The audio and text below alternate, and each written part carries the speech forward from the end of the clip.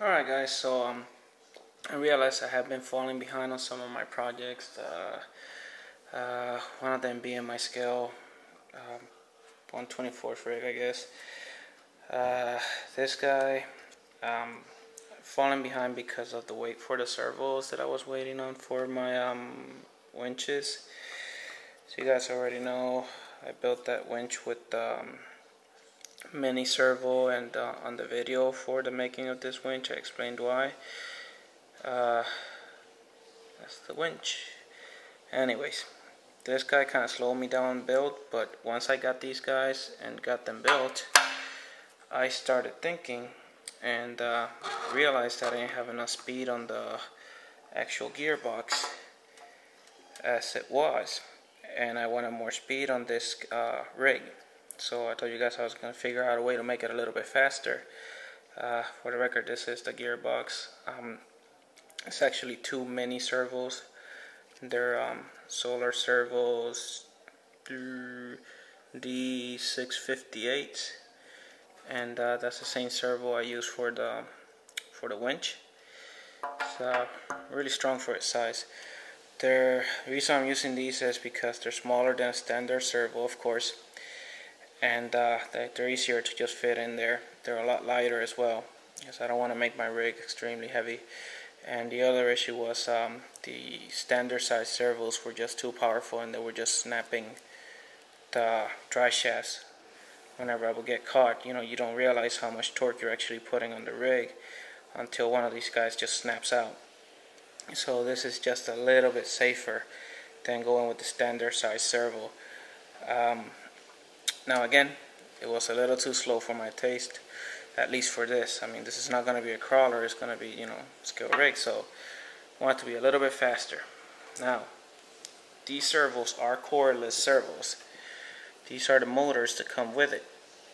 They're nice little coreless motors, really fast, and that's the way that they're actually able to get as much torque out of these servos, because they gear these guys down incredibly. So you know, you get all that speed turned into torque, which is a nice thing for the servo. Problem is, it's not fast enough to make these gearboxes do what I want them to do.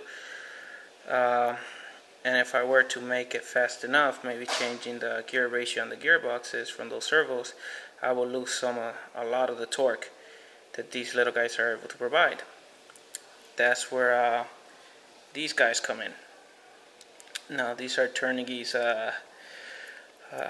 XK, I guess that's Hong Kong, 12 by 22, 11,000 kV motors.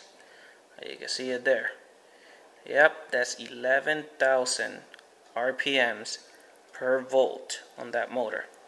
If you compare them, the motor is the same diameter as the coreless motor that comes with those servos, but it's about 50% longer. So you get a lot more motor on these brushless motors, and you get the brushless power, and you get the 11,000 kV from them. Now, I don't care how much gearing these guys have, 11,000 kV at 2S power is just going to be incredibly fast, and it's going to overcome any kind of gear problems I'm having with that servo. So my idea is to use these guys at maybe 1S to get started, and then from there go to 2S if necessary. But I have a feeling that at 1S is going to be plenty. They fit right in the same holes that the original motor came out of. I mean, I'm talking about perfectly in there. It's the same diameter, you know, side to side, than the original ones that came out of it. And I actually got these because I wanted that option to be able to use 1S if I, you know, decided to do so, and if it worked out good. There's other motors that have actually a longer can. You can go with a 30mm can instead of the 22. They have those at hobbyking.com. They're back order right now, but they, you know, they're up there pretty often. And with that longer can, of course, you're going to have a lot more torque. But the problem is, they're less kV. They're like 4,500 kV. So I didn't want that because I would have had to use the 2S, I'm pretty sure, to get the speed that I wanted out of them. This one I might be able to get away with 1S, meaning that I don't have to carry as much battery power in there. Now once I get this all mounted up and running properly, I'll show you guys what I can do. But just kind of wanted to give you guys an idea as far as motors, motor differences and the speed differences between these motors and what's going to go into that scale rig. I'm kind of digging this whole idea of swapping motors on the servos. I'm going to make a few more videos showing motor swaps into the servos to get a stronger, faster servo. But that's whenever time permits, and hopefully this all works out. Anyways, hopefully the gearing of this servo and the power of this motor doesn't start snapping my axles like the full-size servos. I have a feeling it might do that, but hoping it won't. So wish me luck, and keep you guys posted. Just a little closer view of the servos. Now they look pretty raggedy. That's because of all the super glue that I've been using to put them in there. And this one's pretty jacked up because this was the first that I did, and I glued it together and had to snap it out and put it back in and play with the gears in there. But it still does the function. Everything still meshes perfectly. See, this one's pretty.